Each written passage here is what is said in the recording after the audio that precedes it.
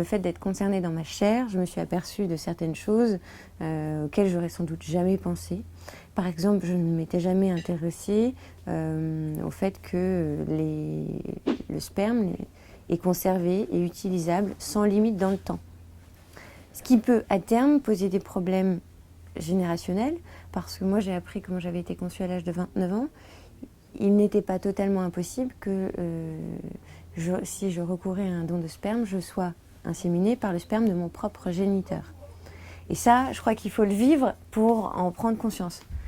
Parce qu'à l'époque, on a pensé à l'intérêt des donneurs, en tout cas à leur intérêt présumé, à l'intérêt présumé des couples receveurs, et on a pensé au bébé. On n'a pas poussé la réflexion jusqu'à se dire que le bébé, ça deviendrait un jour un adulte. Et il n'y a qu'à voir dans les textes, aujourd'hui, dans les textes qui concernent même l'anonymat, il est question de donneurs et de receveurs, mais jamais d'enfants. Tout a été fait pour sélectionner un donneur qui ressemble aux membres stériles du couple. Donc si c'est un don de sperme qui ressemble au père, même couleur de peau, même couleur des cheveux, des yeux, même taille, même poids, et jusqu'à choisir le même groupe sanguin. Et le groupe sanguin, ce n'est pas pour ménager les apparences, c'est uniquement pour que l'enfant ne découvre pas qu'il n'est pas le fruit biologique de ses deux parents. Lorsqu'on apprend en cours de biologie la transmission des résus sanguins. Donc tout a été fait en fait pour ce secret. Quand on parle de lever de l'anonymat, la levée de l'anonymat, c'est pas la suppression de l'anonymat. C'est pas choisir un donneur sur catalogue en fonction de ses caractéristiques physiques. Non. Non, c'est simplement permettre à l'enfant, à sa majorité, s'il en éprouve le besoin, de pouvoir savoir qui est le donneur. Mais le couple et le donneur continuent de ne pas se rencontrer. Personne ne sait qui est l'autre.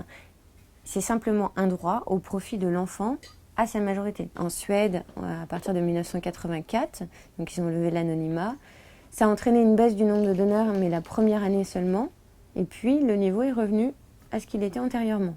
Parce qu'en fait, on s'est aperçu qu'il y avait une modification dans le profil des donneurs.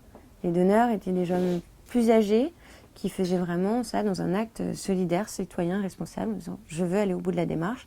Je fais un acte altruiste, mais je ne veux pas que des enfants en souffrent. Donc s'ils veulent me rencontrer, je suis prêt à aller au bout de la démarche. Sachant que dans tous ces pays, donc il y a eu la Suède, il y a eu le Royaume-Uni en 2005, il y a eu plus de donneurs ensuite, il n'y a jamais eu de baisse. Et donc dans tous ces États, ça n'a pas entraîné une remise en cause du principe de gratuité du don. Les donneurs ne sont toujours pas rémunérés. Et surtout, ça n'a entraîné aucune conséquence en termes de filiation. C'est-à-dire que le donneur et l'enfant issu du don ne pourront jamais être reliés juridiquement, ce qui permet de mettre de côté tous les problèmes d'héritage, de pension, d'action à fin de subside, et de la même manière, ce qui protège aussi la personne conçue par don, qui ne pourra jamais être condamnée à prendre en charge les frais de maison de retraite de son géniteur, par exemple. Ça, c'est en théorie. Le problème, c'est que vous savez comme moi qu'il y a une question politique derrière les sujets de PMA qui fait que les juges sont plus ou moins professionnels.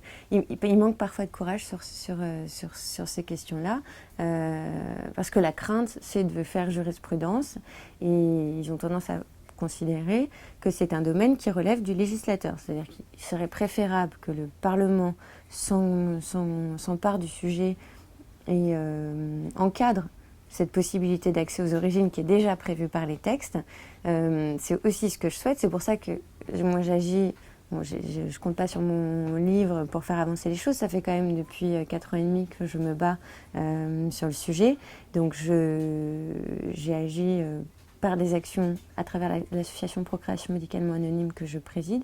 J'ai agi à travers des actions médiatiques, politiques et juridiques, puisqu'on essaye de faire valoir nos droits pour obtenir justice en fonction des droits qui existent dans les textes applicables aujourd'hui.